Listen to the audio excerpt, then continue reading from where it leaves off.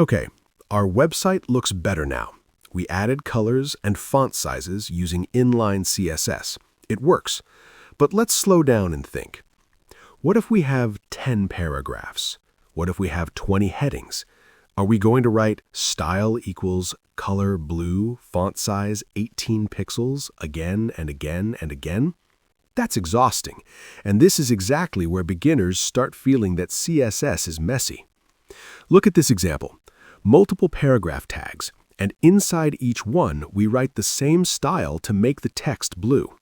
If we later decide to change blue to red, we must edit every single line. That's not smart. That's not scalable.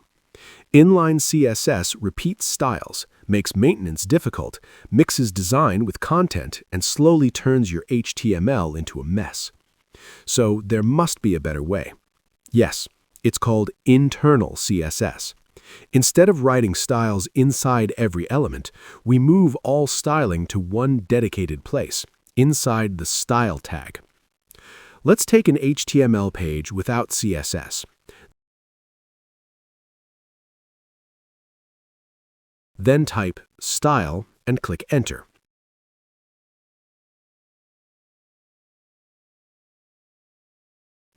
This tag is where we write CSS rules. Now our HTML can stay clean, and all design decisions live in one central area. Inside the style tag, we write something like P color blue. Then save and run.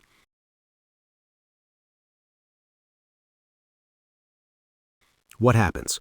All paragraph elements automatically become blue. That's powerful. We removed repetition and replaced it with one rule.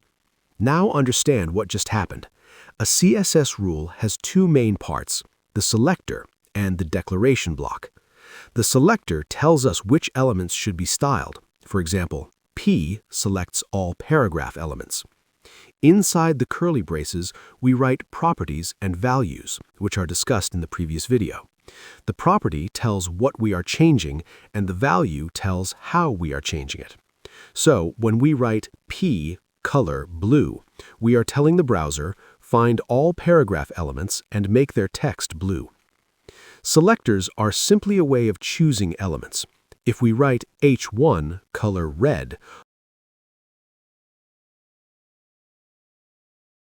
all H1 elements turn red. See? One rule can control many elements at once. That is the key idea. Now notice something important. Our HTML now looks clean. The paragraph tags contain only content. The styling is handled separately inside the style tag. When our projects grow to multiple pages and dozens of elements, this separation becomes extremely important.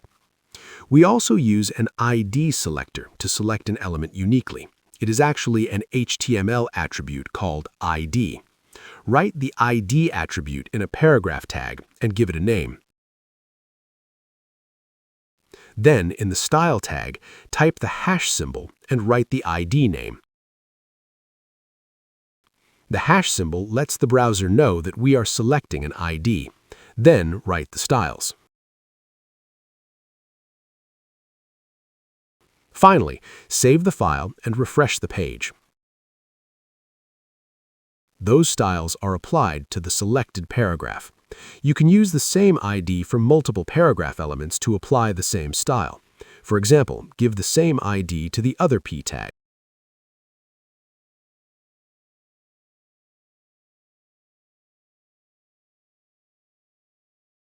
And save and refresh.